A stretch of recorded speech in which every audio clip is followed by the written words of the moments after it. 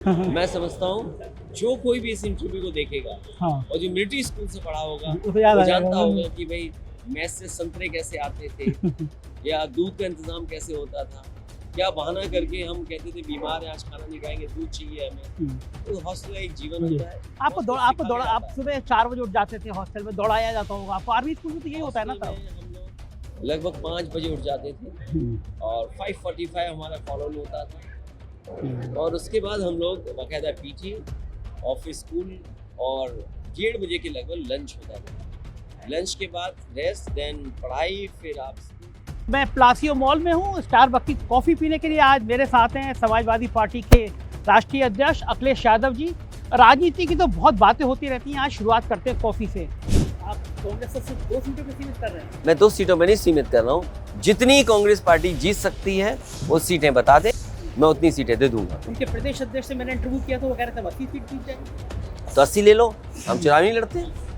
जब आप अध्यात्म की बात कर रहे हैं तो इस समय पूरा देश भारतीय जनता पार्टी ने, जब आप लोग गठबंधन की सीटें तय नहीं कर पा रहे हैं, वहाँ सुबह से रात तक चैनलों पे सिर्फ मंदिर की कथाएं चल रही हैं। और जब मंदिर की कथाएं चलती हैं उसमें मैं देख रहा था एक बड़ा खास चैनल, उसमें कि यहाँ पे भगवान राम ने तपस्या की थी, फिर तुरंत मोदी जी आ जाते हैं कि मोदी जी भी यहाँ पे आए हैं तपस्या करने के लिए। तो दिन भर टीवी चैनलों पे राम मंदिर चल रहा है। ये अकेला मुद्दा है, लोग कह रहे हैं कि आपको तो बिल्कुल साफ है। इसीलिए तो मैंने कहा कि आपके चैनल को बधाई जिसका नाम है 4 PM और जो चैनल इस तरह का प्रचार कर रहे हैं वो 4 PM है। आप 4 PM हैं, कम से कम कुछ ज़मीनी हकीकत और सच्चाई को रखते हैं, कम से कम घबराते और डरते हैं नहीं है।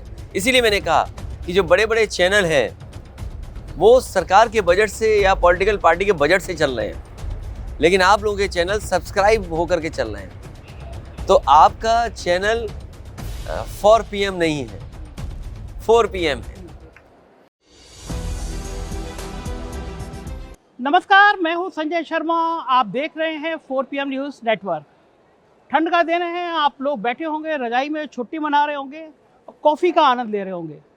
हमने भी सोचा कॉफ़ी पी जाए और आपके सबसे लोकप्रिय नेता के साथ पी जाए। तो मैं प्लासियो मॉल में हूँ, स्टारबक्स की कॉफ़ी पीने के लिए आज मेरे साथ हैं समाजवादी पार्टी के राष्ट्रीय अध्यक्ष अखिलेश यादव जी। राजनीति की तो बहुत बातें होती रहती हैं, आज शुरुआत करते हैं कॉफ़ी से। अखिलेश जी, कॉफ़ी पसंद है आपको? पहले तो मैं धन्यवाद देता हूँ आपको। और कॉफ़ी हो चाय हो, सामने पीने वाला अच्छा हो। क्या बात है क्या बात है। तो चाय भी अच्छी लगेगी, कॉफ़ी भी अच्छी तो मैं लगेगी। खुश हो जाऊँ, मेरे लिए कह रहे हैं आप। नहीं अच्छी बात है, क्योंकि जो नाम है आपका 4 PM कहीं ना कहीं एज है और चैनलों को लेकर के। आपका 4 PM नाम है, लेकिन बहुत सारे राष्ट्रीय चैनल केवल 4 PM काम करते हैं। हाँ, क्या बात इसलिए है। चैनल जो 4 PM है या वो अलग है। हाँ, हमें उम्मीद है कि कॉफी के साथ साथ कुछ अलग बातें भी होंगी। हाँ। ये मुझे पहले बताइए, जब आप हॉस्टल में, मैं भी हॉस्टल में रहता था, तो हम लोग देर रात तक चाय बनाते थे, कॉफ़ी बनाते थे। तो आपका वो, जो आप तो सैनिक स्कूल में पढ़े और उसके बाद में आप पढ़ाई करने विदेश गए, कॉफ़ी बनाने का चलन, आपने कभी हॉस्टल में कॉफ़ी बनाई है? देखिए, हॉस्टल का जीवन एक अलग होता है और हॉस्टल में सबसे बड़ी बात है कि इंडिपेंडेंट रहा जा सकता है, उसका अनुभव मिलता है। साथ ही साथ आपको सच्चे मित्र मिलते हैं। हाँ, जो दोस्त कभी छूटते नहीं जीवन भर। जो स्कूल के दोस्त होते हैं, जो हॉस्टल के दोस्त हैं, वो असली दोस्त होते हैं। हाँ, बात है। और जीवन में जो बाद में मिलते हैं वो दोस्त कम, हाँ, बस दोस्त जैसे होते हैं। दोस्त ऐसे होता है, बात है। इसलिए हॉस्टल में रहा और हॉस्टल का बहुत लंबा समय मैंने गुजारा है, तो हॉस्टल के अनुभव भी हैं। जब मैं मिलिट्री स्कूल में था, बहुत स्ट्रिक्ट और बहुत अनुशासन उस स्कूल में माना जाता है।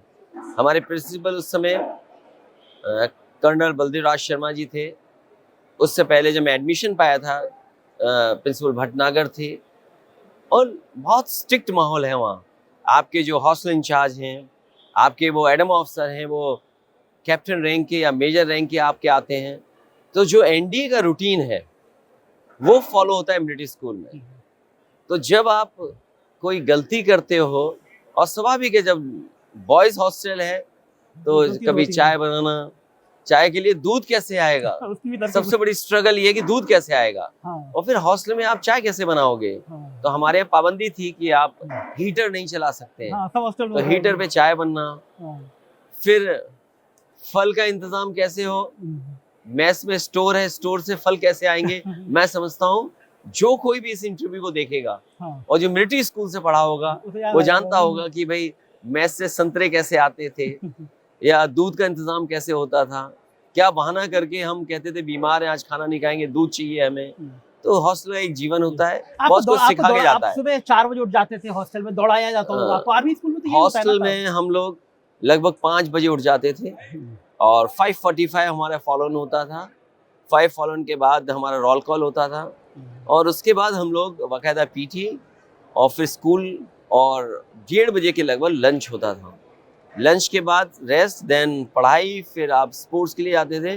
तो राइट फ्रॉम मॉर्निंग और शाम रात तक जब लाइट्स ऑफ होती थी 10 बजे तक, इतना रूटीन रहता था कि आपको और सोचने का समय नहीं मिलता था। मुझे लगता है कि जो लोग पढ़ते होंगे आर्मी स्कूल में, उनका सेना के संग व्यक्तिगत जुड़ाव रहता ही होगा, और आपको तो खास तौर से रहता होगा। मैंने वो दौर देखा है, रक्षा मंत्री जब थे मुलायम सिंह जी, मैं गया तो मैंने उस चीज़ का गवाह हूँ कि उन्होंने जाति कहा था ये जितनी साउथ ब्लॉक पे इंग्लिश में नेम प्लेट लगी हैं, पहली बार मुलायम सिंह जी ने वो सारी नेम प्लेट हिंदी में भी करवा दी थी। और मुझे याद है, वो दौर भी याद है जब उन्होंने कहा था हमें पाकिस्तान से ज़्यादा खतरा चीन से है। वो पहले रक्षा मंत्री थे। तो आपका तो दो रिश्ता, आप सेना में पढ़े, सेना के स्कूल में पढ़े, और पिता रक्षा मंत्री रहे। सेना के लोग आपके संग लगातार संपर्क में रहे होंगे ना? मैं मिडिल स्कूल से पढ़ा हूँ, तो मेरे जितने सीनियर और जूनियर हैं वो सभी फौज में रहे हैं, और फौज में एक बड़ी तादाद उन लोगों की है वो जो जॉर्जियंस कहते हैं अपने आप को। रिमकोलियंस के बाद अगर सबसे ज़्यादा एनडीए में किसी का रुतबा मानते हैं तो वो आपके जॉर्जियंस का है, जो मिडिल स्कूल से पास आउट होकर के बच्चे जाते हैं। आज भी देश में बहुत सारे महत्वपूर्ण स्थान पर वो हैं फौज में। जब नेताजी डिफेंस मिनिस्टर थे, मैं पढ़ाई कर रहा था, मुझे याद है कि नेताजी जहाँ भी जाते थे किसी न किसी जॉर्जियन ऑफिसर से मिलते थे। और एक बार तो मुझसे बहुत गुस्से में बात की नेताजी ने, क्योंकि जो उनको फ्लाइंग कर रहा था वो जो स्क्वाड्रन उस समय पायलट जो था हेलीकॉप्टर का, वो भंडारी थे और वो मेरे से सीनियर थे। तो वो नेताजी मुझे आके कहते हैं कि देखिए तुम कुछ नहीं कर रहे हो, तुम्हारे साथ के लोग मेरे को हेलीकॉप्टर फ्लाई करा रहे हैं। खैर मैं इंजीनियरिंग में गया। नेताजी की वजह से और डिफेंस की वजह से मेरा रिश्ता फौज से हमेशा बना रहा। नेताजी डॉक्टर राम मनोहर लोहिया हमेशा ये आगाह करते रहे कि हमें पाकिस्तान से ज़्यादा चीन से खतरा है, और वो चीज़ें हमें दिखाई देने लगी हैं।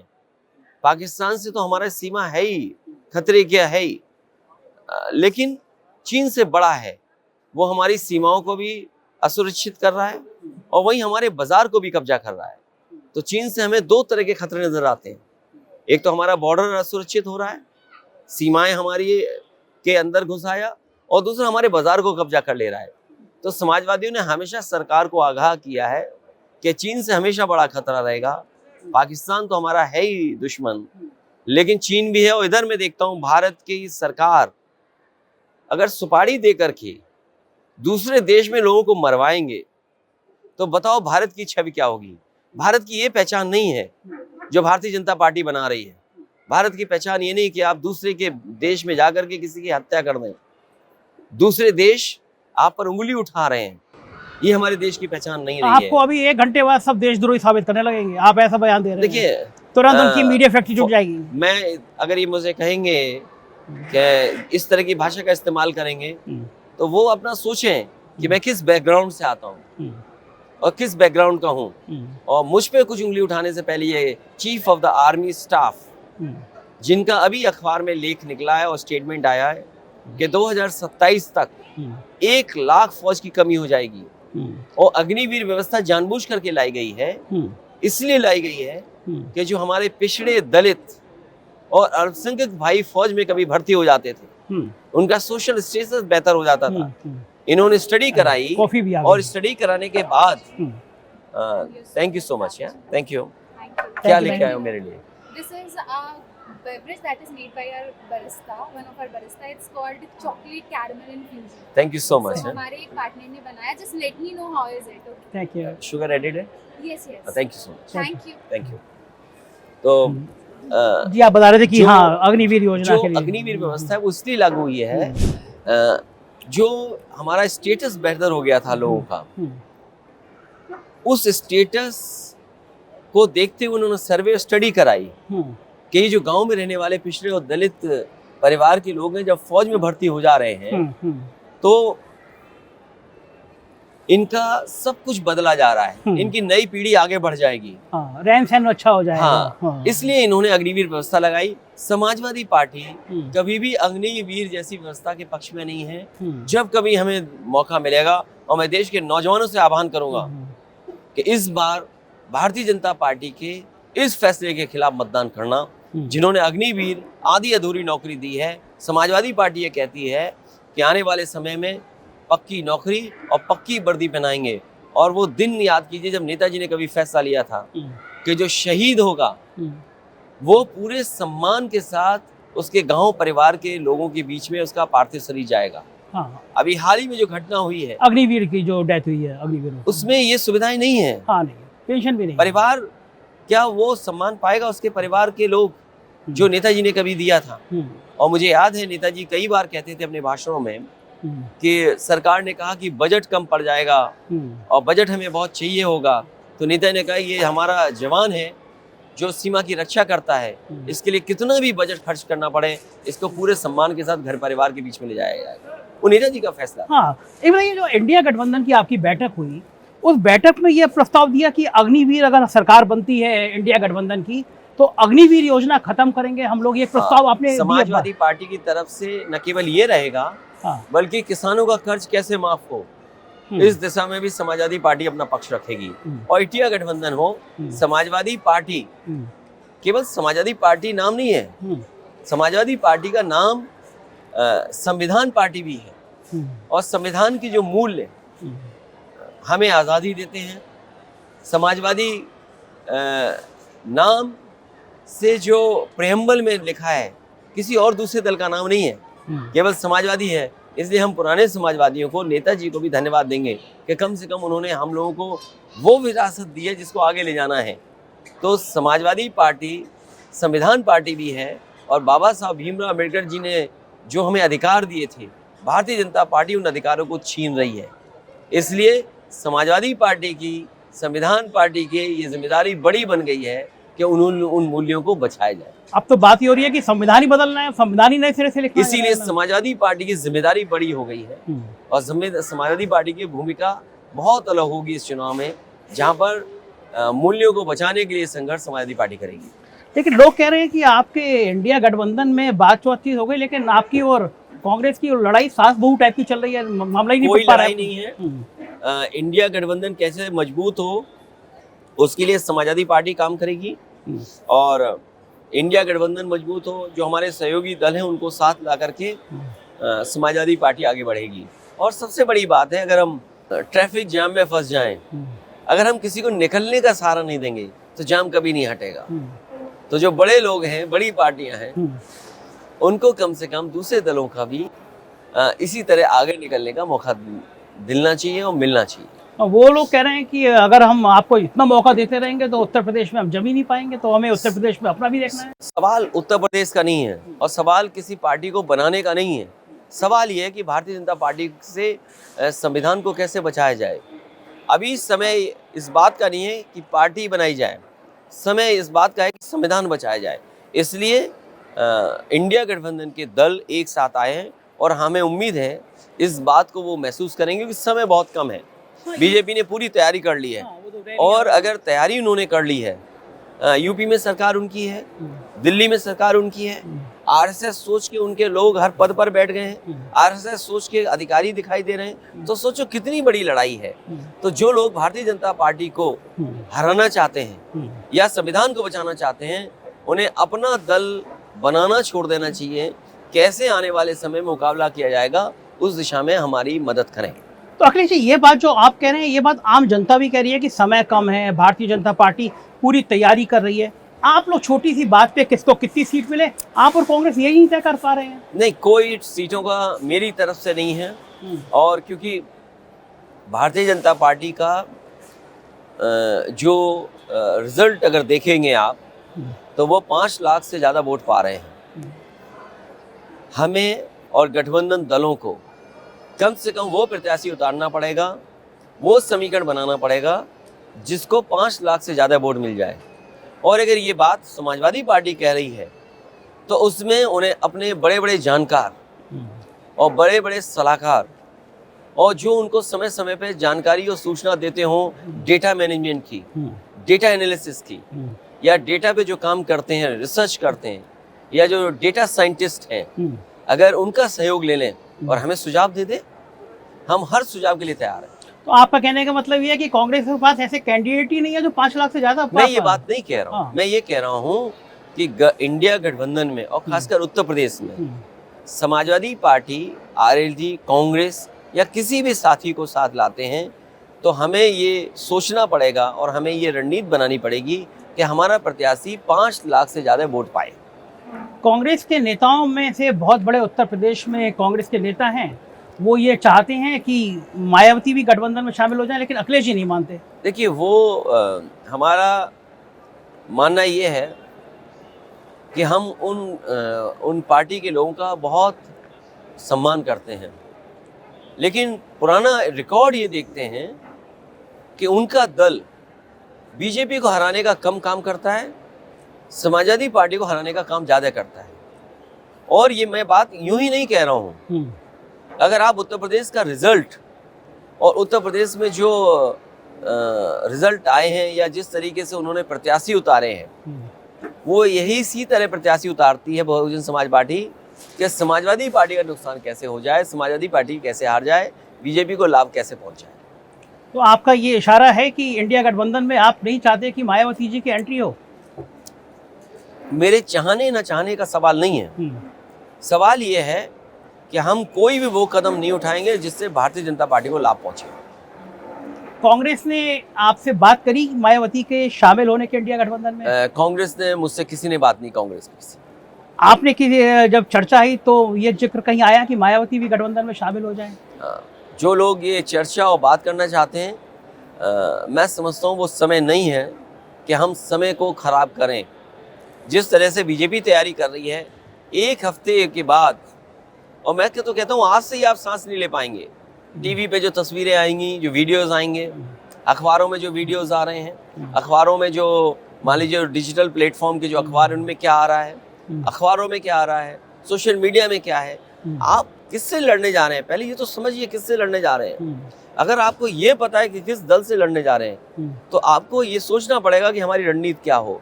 इससे समय नहीं खराब करना है। और मैं पहले दिन से, जब से नया साल शुरू हुआ है, समाजवादी पार्टी ने और अपने संगठन ने पूरी तैयारी करना शुरू कर दी है। संगठन के जितने भी हमारे पहलू थे या हमारे जो सहयोगी संगठन हैं, उन सब की मैं बैठक कर चुका हूँ। अच्छा, अगर कांग्रेस ये प्रपोजल देती है कि हम मायावती को भी शामिल कर लेते हैं इसमें, तो आपकी क्या राय होगी? हमारी कोई राय नहीं है। बीजेपी को हराने के लिए क्या समीकरण है बता दें हमें आकर के, और कल को गारंटी कौन लेगा? गारंटी तो किसी भी पार्टी की गारंटी कौन लेगा? आधी आप लेंगे, आधी राहुल गांधी लेंगे? नहीं, मैं किसी की गारंटी नहीं ले सकता। मैं अपनी गारंटी ले सकता हूँ। राजनीति में मैं किसी दल की और किसी नेता की गारंटी नहीं ले सकता। मैं अपनी गारंटी तो ले सकता। अच्छा, मैं बिल्कुल शुद्ध मैं भाषा में पूछूं, लोग कह रहे हैं कि अगर मायावती जी ने अधिकांश सीटों पे मुसलमान प्रत्याशी खड़े कर दिए, आपको हराने के लिए खड़े कर दिए, तो मुसलमान वोट बढ़ जाएगा, और मुसलमान वोट उत्तर प्रदेश में सबसे इम्पोर्टेंट है। चुनाव में ये आप भी महसूस करते होंगे, और कांग्रेस को लग रहा है कि अब मुसलमान उसकी तरफ है। ये धारणा बना रही है कांग्रेस और उसकी टीम। देखिए, कांग्रेस पार्टी क्या धारणा बना रही है और किस दिशा में काम कर रही है, जो राजनीति करते हैं वो सब समझते हैं। इसीलिए मैंने कहा ये समय वो नहीं है कि आप कोई साजिश और षड्यंत्र करें। ये समय वो है कि आप सब एक साथ आकर के भारतीय जनता पार्टी का मुकाबला करें, और उन साथियों के साथ जिनके सेकुलर क्रेडेंशियल्स हैं, जिनके लिए आपको गारंटी के लिए कोई काम नहीं करना पड़ेगा। अगर कांग्रेस बसपा के साथ चली गई और आपको छोड़ दिया, फिर राजनीति में क्या होगा कल, अब राजनीति कर रहे तो राजनीति करेंगे।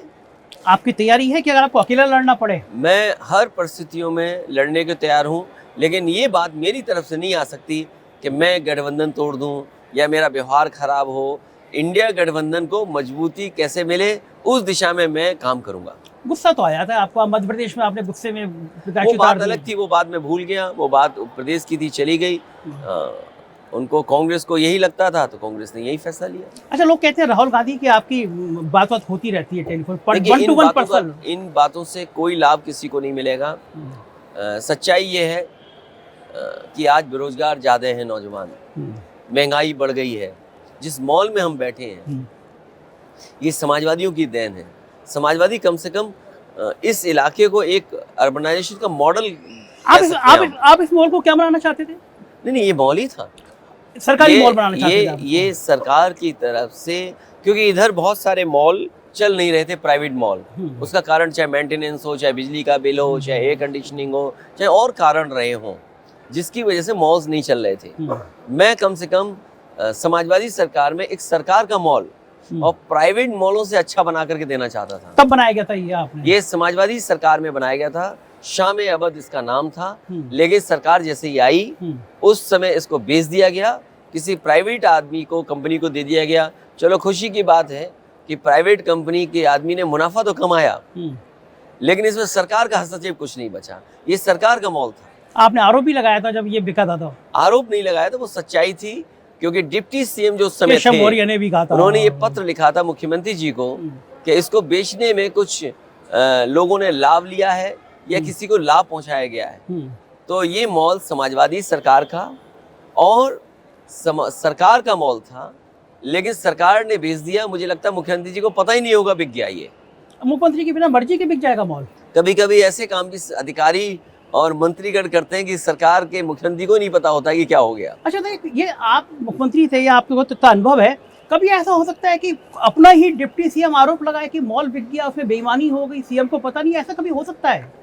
इसका मतलब ये है कि एक दूसरे से वो लड़ रहे हैं, एक दूसरे की पोल खोल रहे हैं। आप आग लगा रहे हैं भारतीय जनता पार्टी का? मैं आग नहीं लगा रहा हूँ, इस पूरा उत्तर प्रदेश सच्चाई जानता है और जो जागरूक लोग हैं वो सब सच्चाई जानते हैं। अच्छा, इन दोनों में ज्यादा बेहतर इंसान कौन है, योगी या केशव मौर्य? मैं ये नहीं कहूँगा, हमें तो दोनों को हटाना है।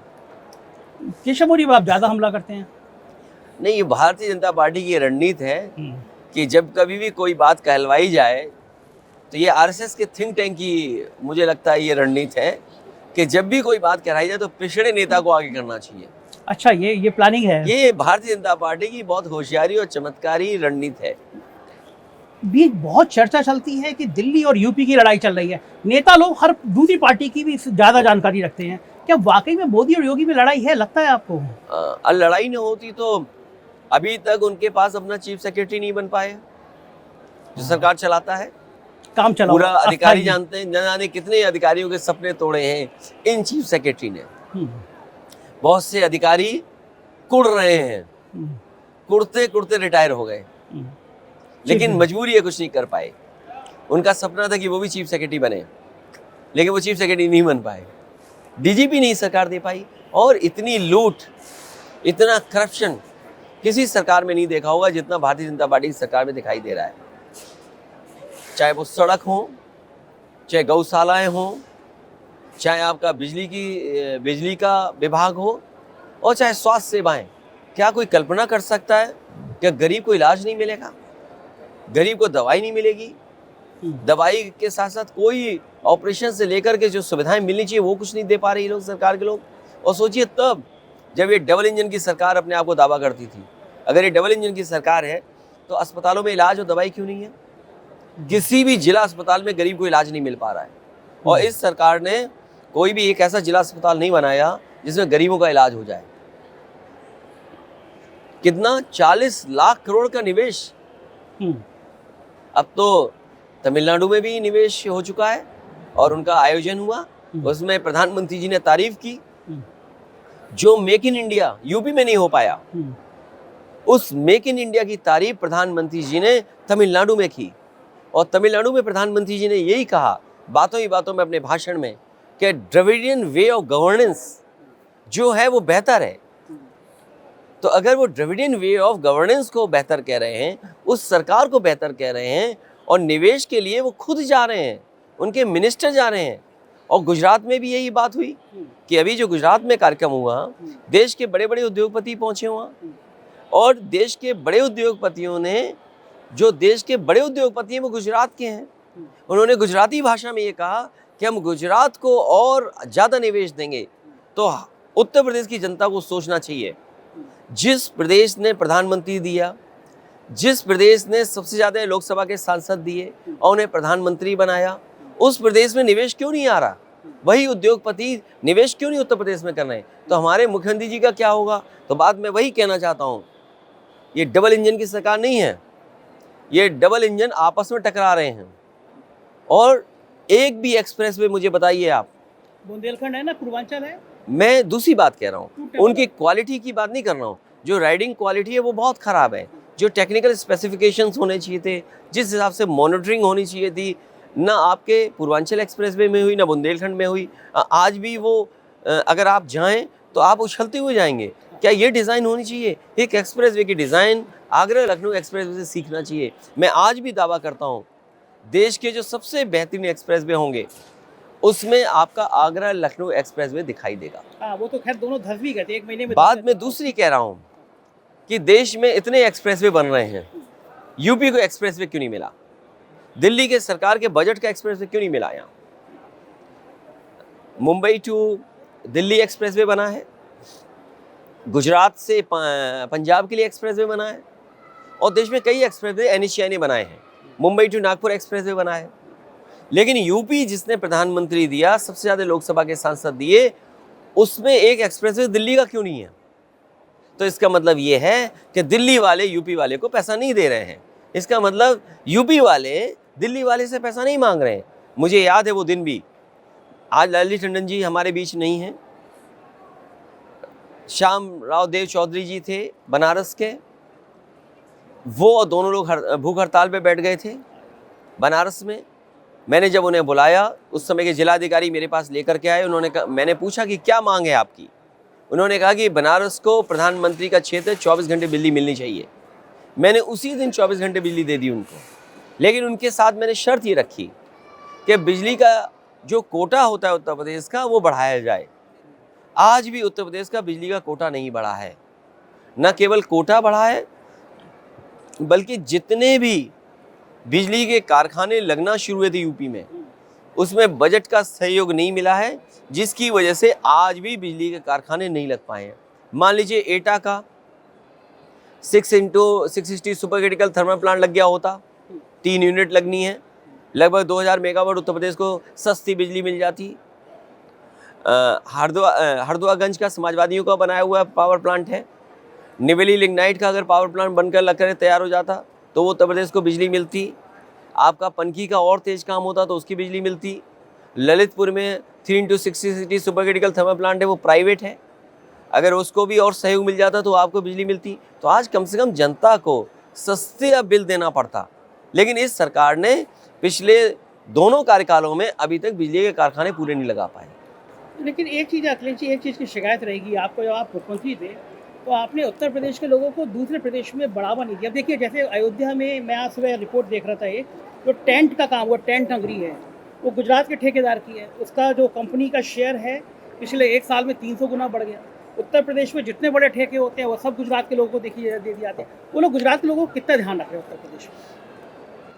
हालांकि इन बातों को मैं नहीं कहना चाहता हूँ, लेकिन मैं सोचता हूँ कभी कभी कि दिल्ली वालों को और यूपी वालों को ये काम नहीं करना चाहिए कि यूपी के कारोबारियों को मार दें आप और अपने ही स्टेट के, अपने ही खासम खास लोगों को आगे बढ़ाएं।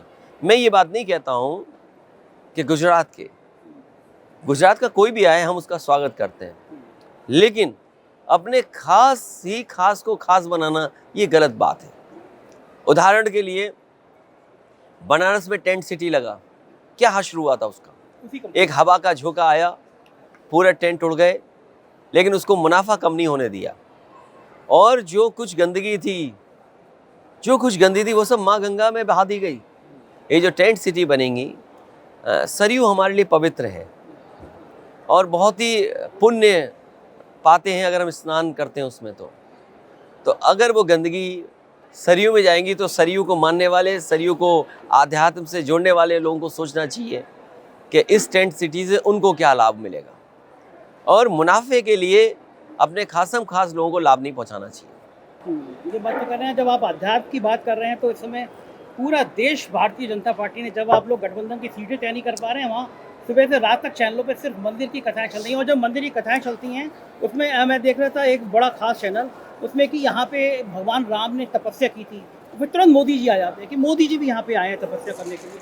तो दिन भर टीवी चैनलों पे राम मंदिर चल रहा है। ये अकेला मुद्दा है, लोग कह रहे हैं कि आपको तो बिल्कुल साफ करना है। इसीलिए तो मैंने कहा कि आपके चैनल को बधाई, जिसका नाम है 4 PM, और जो चैनल इस तरह का प्रचार कर रहे हैं वो 4 PM है। आप 4 PM हैं, कम से कम कुछ ज़मीनी हकीकत और सच्चाई को रखते हैं, कम से कम घबराते और डरते हैं नहीं हैं। इसीलिए मैंने कहा कि जो बड़े बड़े चैनल हैं वो सरकार के बजट से या पॉलिटिकल पार्टी के बजट से चल रहे हैं, लेकिन आप लोगों के चैनल सब्सक्राइब होकर के चल रहे हैं। तो आपका चैनल 4 PM नहीं है, 4 PM है, लेकिन अखिलेश जी बड़ी उनके चैनल 4 PM है। लेकिन अखिलेश जी बड़ी समस्या ये है कि इस प्रचार तंत्र से आप निपटेंगे कैसे? उनका घर घर में चावल बट रहा है, प्रसाद बट रहा है। वो आप जो जातियों की बात कर रहे हैं, पिछड़ा दलित की बात कर रहे हैं, वो पिछड़े दलित को वो पहले हिंदू बनाने की कोशिश कर रहे हैं। तो लड़ाई यहाँ पे मंडल बनाम कमंडल की है। तो आपको क्या लग रहा है, मंडल भारी रहेगा, कमंडल भारी रहेगा? कोई बड़ा इंपॉर्टेंट है ये। देखिए, ये जो चावल बट रहे हैं वो अयोध्या से नहीं गए हैं। वो तो कह रहे हैं अयोध्या से आ रहे हैं, तो प्रसाद मैं नहीं समझता हूँ ये अयोध्या से गए हैं। वो लोकल खरीद लिया, रंग लिया और बांट रहे हैं लोग। ऐसा भी काम कर सकते हैं ये लोग। मुझे तो लगता है ऐसा है, हो पिछली सकता बार है। की तरह, जैसे पिछली बार वो ईंट और वो सब कहा गया था, ये मैं उस गहराई में नहीं आता, लेकिन हमारा धर्म या हमारे समाज के लोग ये है कि अगर केवल इतना ही कह दिया जाए कि हम अयोध्या से आए, तो हम ये सोचते नहीं कि अयोध्या से नहीं आया होगा, हम उसी भावना से उसको स्वीकार कर लेते हैं। इसलिए भारतीय जनता पार्टी से मुकाबला करने के लिए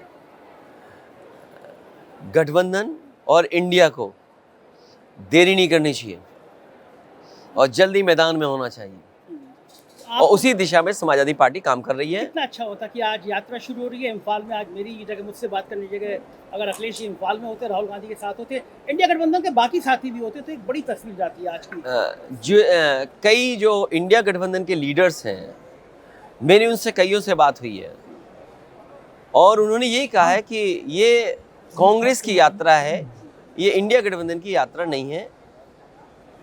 तो जब यूपी में आएगी तो समाजवादी पार्टी विचार करेगी कहाँ शामिल होना है। अगर बुलाएंगे, अभी तो अयोध्या के लिए ही हमें कार्ड नहीं मिल रहा था, खैर उन्होंने कार्ड भेजा, मैंने उनको जवाब दिया, जवाब भी ऐसा, लेकिन उन्होंने कोरियर से नहीं भेजा, अच्छा, उन्होंने स्पीड पोस्ट से भेजा था, और दिल्ली से नहीं आया। जो दिल्ली वाले, विश्व हिंदू परिषद वाले बोल रहे हैं कि हमने भेज दिया, उन्होंने नहीं भेजा।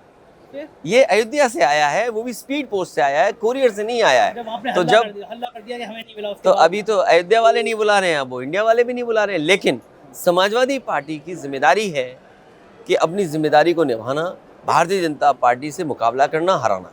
अच्छा, आपको क्या लगता है इंडिया गठबंधन की ये जो यात्रा शुरू हो रही है, इसमें सहयोगी दलों को बुलाना चाहिए था आपको भी, या बाकी लोगों को कहना चाहिए था कांग्रेस को? मैं उतना समझदार नहीं मानता हूँ मैं अपने आप को, न इतनी सूझबूझ रखता हूँ कि मैं ये सवाल करूँ उनसे कि हमें बुलाना।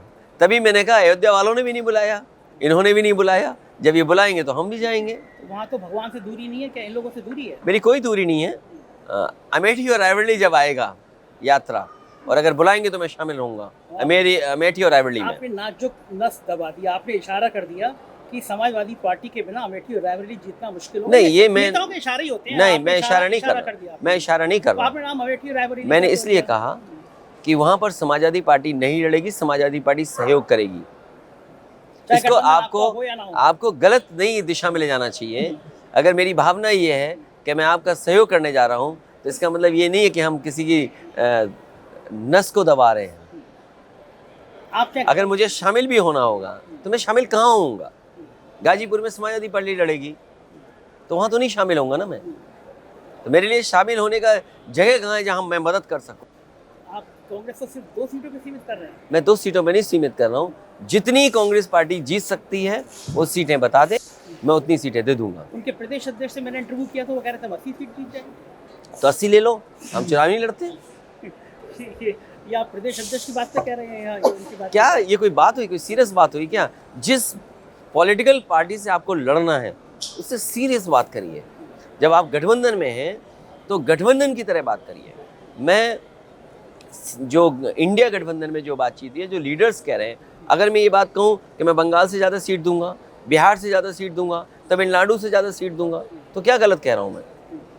हाँ, वहाँ पे लेकिन तमिलनाडु से ज़्यादा है कि ये क्या एक नया गठजोड़ है। एक दिन हमने देखा कि देश के सारे बड़े अखबारों में स्टालिन जी आपको बुला रहे हैं, सारे बड़े अखबारों में करोड़ों का फ्रंट पेज पे विज्ञापन की अखिलेश जी जा रहे हैं वहाँ पे, विश्वनाथ प्रताप सिंह। ये आजकल एक नया मोर्चा बन रहा है, नीतीश जी, ममता जी, स्टालिन, अखिलेश यादव, ये वो लोग माने जा रहे हैं कि नहीं, ये कोई मोर्चा नहीं है, ये इंडिया का ही हिस्सा है।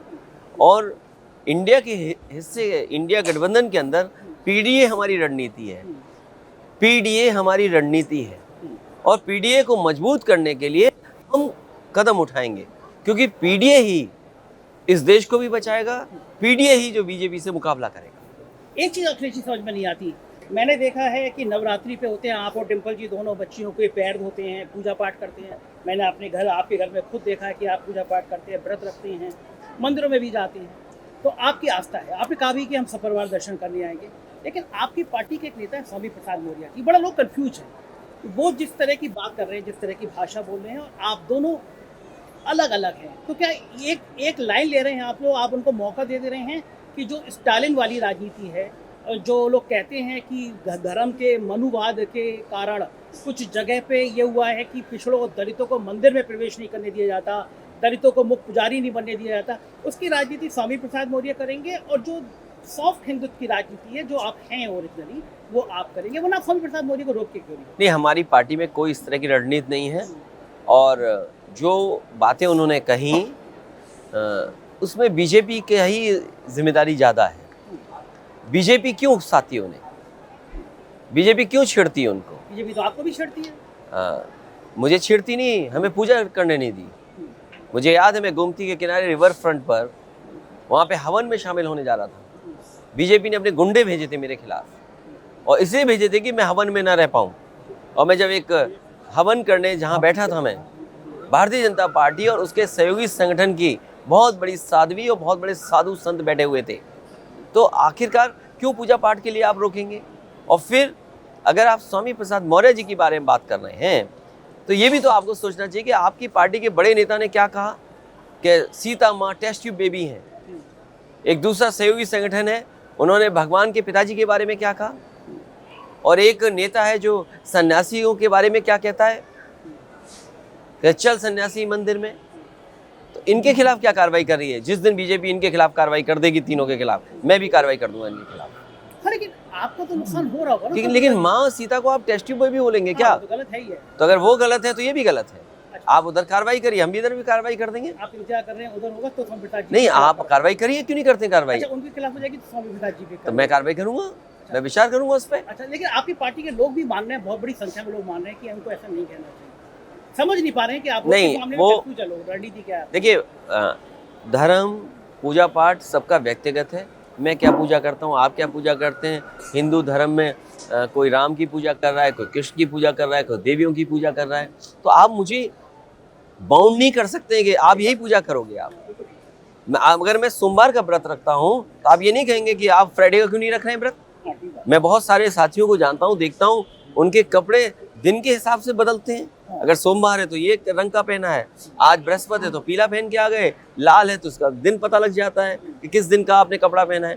तो ये बीजेपी की रणनीति है कि मुख्य मुद्दों से हटाया जाए। आज जो चरम सीमा पर बेरोजगारी है, बेरोजगारी कैसे दूर होगी? किसान की आय दोगुनी नहीं हुई। आप गाँव-गाँव जा रहे हैं, कह रहे हैं विकसित भारत बनेगा। क्या प्रधानों के पैसे से विकसित भारत बनाएंगे? अधिकारी लूट रहे हैं, पुलिस करप्शन में है, पुलिस पे आरोप लगा रही है, पुलिस को मार रही है, पुलिस का बलात्कार कर रही है। क्या ये कभी उत्तर प्रदेश में हुआ ऐसा? और फिर आप क्या सपना दिखा रहे हो उत्तर प्रदेश की जनता को? आप दिल्ली और लखनऊ ने मिलकर के क्या महंगाई नहीं बढ़ा दी? दिल्ली और लखनऊ ने मिलाकर के कोई निवेश नहीं होने दिया यहाँ पर। जो कुछ हुआ भी उसको आपने बंद कर दिया। अब नौकरियां हैं कहाँ? नौजवानों को मैं कहना चाहता हूँ आपके माध्यम से, ऐसा समय आ गया कि अब नौकरियां नहीं मिलेंगी। अब नौकरियों को वापस दिलाने के लिए समय लगेगा। समाजवादियों को जब भी मौका मिलेगा, ये सम्मान का रोजगार कैसे मिले उस दिशा में समाजवादी लोग काम करेंगे। ये देखिए मॉल, स्टेडियम देखिए, बाद में जितना डेवलपमेंट आपको दिखाई दे रहा है, ये समाजवादियों की देन है। लेकिन आपके बाद जो उजड़ा उसके लिए आप कुछ नहीं कर रहे हैं। रिवर फ्रंट आप देखिए बिल्कुल गंदगी का ढेर हो गया, JPNIC उधार पड़ा है। आप लोग क्यों नहीं मूवमेंट कर रहे हैं? हमें आगना पड़ रहा है, हमें PIL।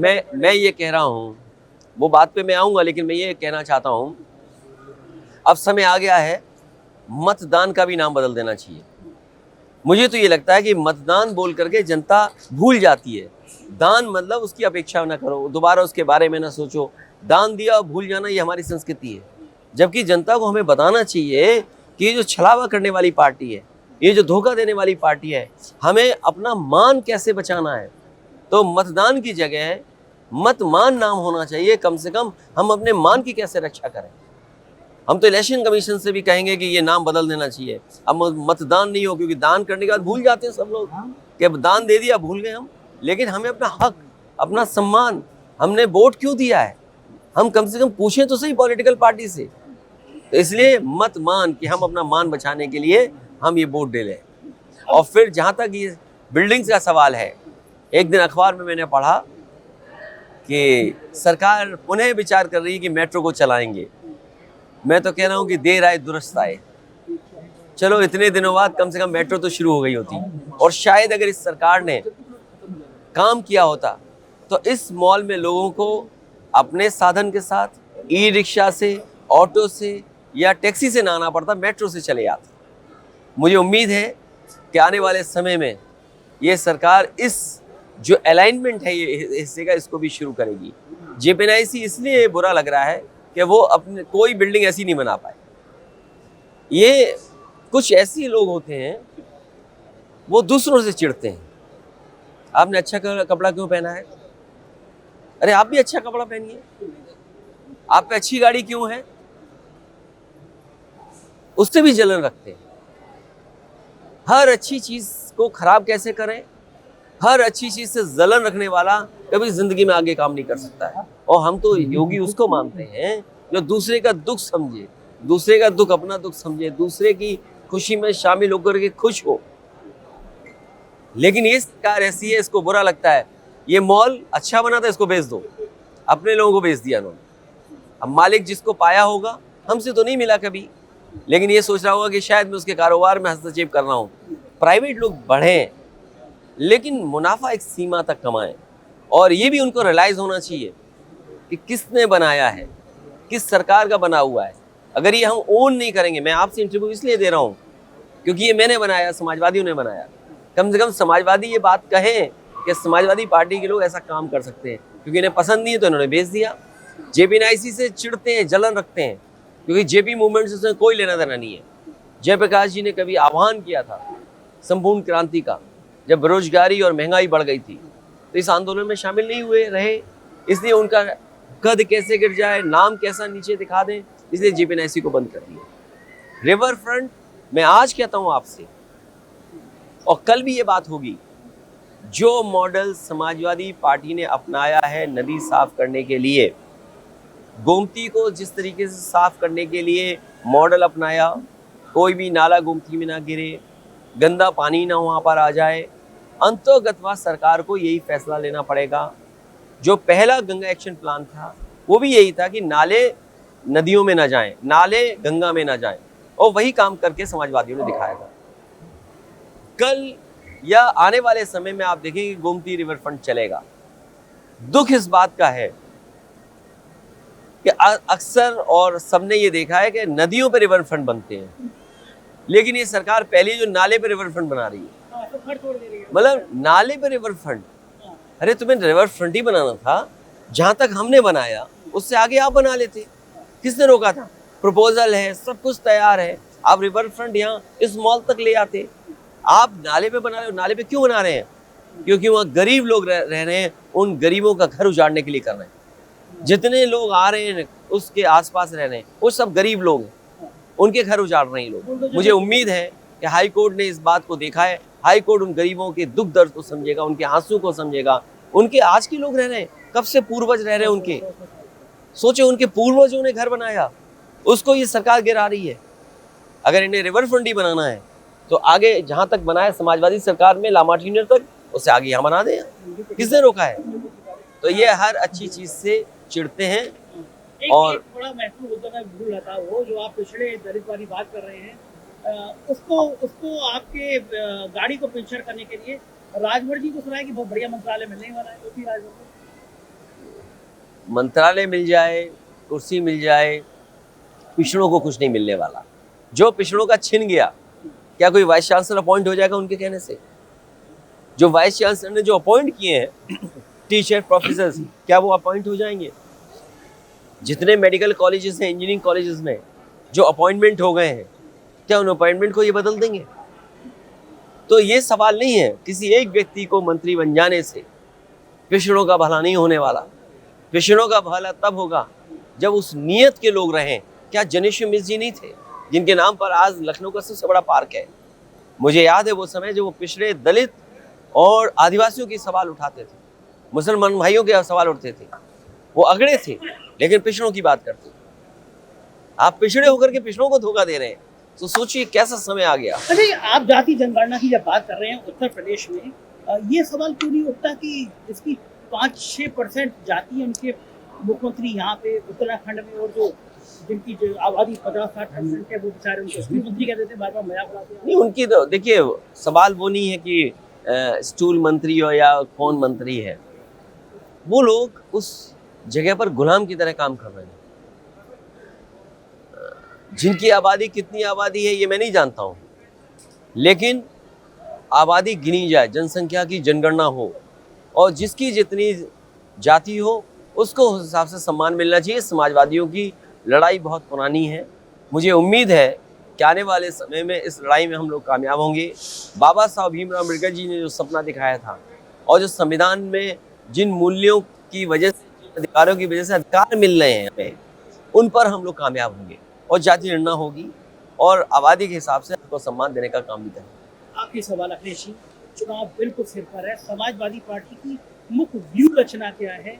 कौन सी प्लानिंग है, कौन सी चीज है जो आपको लगता है कि उत्तर प्रदेश के लोग राम मंदिर के उफान के आगे आपको वोट करेंगे? एक चीज तो मैं पॉजिटिव बता दूं, आपकी तारीफ नहीं कर रहा, लेकिन हाँ, यूथ दीवाना रहता है और यूथ बहुत बड़ा वोटर है, और यूथ को ये समझाने में कोशिश कर रहे हैं कि धर्म बड़ा है, और आप समझा रहे हैं कि जाति का मुद्दा बड़ा है। तो ऐसी कौन कौन सी चीजें हैं जिसको सामने रख के समाजवादी पार्टी चुनाव में जाएगी और कहेगी कि वोट हमें दो, हम देश को इस मॉडल पे लेके जाएंगे? देखिए, भारतीय जनता पार्टी की कोशिश है कि भगवान श्री राम के नाम पर सबको अपमानित कर दें। भारतीय जनता पार्टी की कोशिश है कि भगवान श्री राम को ओन कर लें, लेकिन मैं ये आपसे कहना चाहता हूँ बड़ी जिम्मेदारी के साथ, भगवान श्री राम को वो ओन नहीं कर सकते, क्योंकि भगवान श्री राम का जो रास्ता था, मर्यादा पुरुषोत्तम राम, वो यूं ही नहीं कहे गए, वो रास्ता बीजेपी का नहीं है। भगवान श्री राम ने जो जो अपने जीवन में किया, जिन पिछड़े दबे कुचले उन लोगों को साथ ला करके और जहां लंका पे जीत हासिल की, वो रास्ता बीजेपी का नहीं है। इसलिए बीजेपी कामयाब नहीं होगी, कितनी भी खुशी मना ले, कितने भी बैंड बाजा बना ले, लेकिन जो दूर गरीब है वो जानता है कि उसको कुछ हासिल होने वाला नहीं है। इस खुशी में, इस जश्न में ये लोगों को गुमराह तो करना चाहते हैं, आंख बंद हो जाए लोगों की, उनको कुछ दिखाई न दे, लेकिन जब गरीब अपनी हालत पर जाएगा कि आज उसके पास घर मकान नहीं है, उसके घर में बच्चे बैठे बेरोजगार हैं, नौकरी नहीं है, उसके घर परिवार में अगर कोई बीमार हो जाए उसको इलाज नहीं है, दवाई नहीं है, इस सरकार ने कोई इलाज नहीं किया, और इस सरकार की जो पुलिस है वो आए दिन लाठी मार रही है, लूट रही है, लोगों को अपमानित कर रही है, वो जनता कैसे भूलेगी? आज सबसे ज्यादा महिलाएं असुरक्षित हैं देश में। एनसीआरबी का आंकड़ा कह रहा है कि 1 लाख किसानों ने आत्महत्या की है। जो सरकार ये कहती थी कि अगर एक गला कट गया तो हम इतने गले काट डालेंगे पाकिस्तान के, अभी हाल ही में जो घटना हुई, जितने भी जवान घर पहुंचे हैं उनके घर वालों को कहा गया कि आप इस कॉफिन को नहीं खोलेंगे। क्या आप ये बात समझते कितने परिवार के लिए दुख की बात होगी? एक तो उसके परिवार का सदस्य चला गया, उनका बेटा चला गया, किसी का भाई चला गया, पिता चला गया, और फिर सीनियर अधिकारियों का यह कहना कि आप कॉफिन नहीं खोलेंगे। सोचो, आखिरी दर्शन भी नहीं कर पाए। सरकार की नाकामी नहीं है, और फिर सरकार ने किसको मार दिया? सिविलियंस को मार दिया। उनके घर परिवार के आंसू पहुंचने के लिए फौज के बड़े अधिकारी गए, इस देश के डिफेंस मिनिस्टर गए, लेकिन जो जवान शहीद हुए उनके घर पे क्यों नहीं गए? और जब से मैं ये कह सकता हूं आंकड़ों के हिसाब से, जब से बीजेपी की सरकार आई है, आतंकवादियों ने ज्यादा हमले किए हैं और ज्यादा हमारे जवान शहीद हुए हैं। उसका आंकड़ा कब सरकार देगी? तो ये जो सच्चाई है, जमीन पर जब हम सच्चाई लेकर के जाएंगे, और बाबा साहब भीमराव अम्बेडकर जी का जो संविधान है, और जैसा मैंने आपसे कहा कि जनता को हमें याद दिलाना पड़ेगा, ये दान नहीं है, आपके मान की लड़ाई है। इसलिए चुनाव आयोग को भी नाम मतदान नहीं, मतमान कर देना चाहिए, जिससे जनता को महसूस हो कि हम जिसको वोट दे रहे हैं वो हमारा मान और सम्मान बचाएगा। और फिर जो संविधान है, क्या उसको धज्जियां नहीं उड़ाई जा रही हैं? इतने लोकसभा के सांसद सवाल पूछना चाहते थे, आपने लोकसभा से बाहर कर दिया। क्या नई लोकसभा इसलिए बनाई थी कि आप विपक्षी आवाज नहीं सुनेंगे? विपक्ष वहां पर अपनी बात नहीं कह पाएगा, कोई वैल नहीं है धरने के लिए? सोचो, जो अंग्रेज इस देश में कई सौ साल राज किए, उन तक ने जब पार्लियामेंट बनाई तो एक स्थान दिया, वेल, जहां जाकर के आप अपनी बात कह सकते हैं, खड़े होकर के चिल्ला सकते हैं। लेकिन आजाद भारत में इन लोगों की आजादी में कोई योगदान नहीं है। उन्होंने जो लोकसभा बनाई उसमें आप आगे खड़े होकर के आवाज नहीं उठा सकते, और अगर आपने आवाज उठाई तो आपको सदन से बाहर निकाल देंगे। कितने सवाल हैं जिसका जवाब सरकार ने नहीं दिया। ये बातें जाएंगी और किसानों को ये बात की जाएगी कि आपकी आय दोगुनी नहीं हुई। इन्होंने उद्योगपतियों से हाथ मिला लिया है, आपके हाथ मिलाया बीज के लिए, हाथ मिला लिया इन्होंने उसका सामान खरीदने के लिए। आज पैदावार को कैसे उद्योगपतियों के हाथ में चली जाए, ये सरकार की रणनीति है। मंडियां नहीं बनी, किसी अस्पताल में गरीब का इलाज नहीं है, न दवाई है, न इन्होंने अस्पताल बनाया जहां पर इलाज हो सकता है, नौकरी सरकारी नहीं है, उसमें घोटाले हो रहे हैं।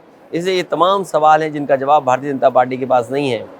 और ये जो ओन करना चाहते हैं, कोई चीज़ ओन नहीं कर पाएंगे, क्योंकि जनता सब देखती है, सब समझती है। एक बार धोखा खा जाएगी, 2 बार धोखा खा जाएगी, और मैं तो जनता से कहूँगा कि जो 2 बार धोखा दे दे उसके साथ कभी खड़े मत होना।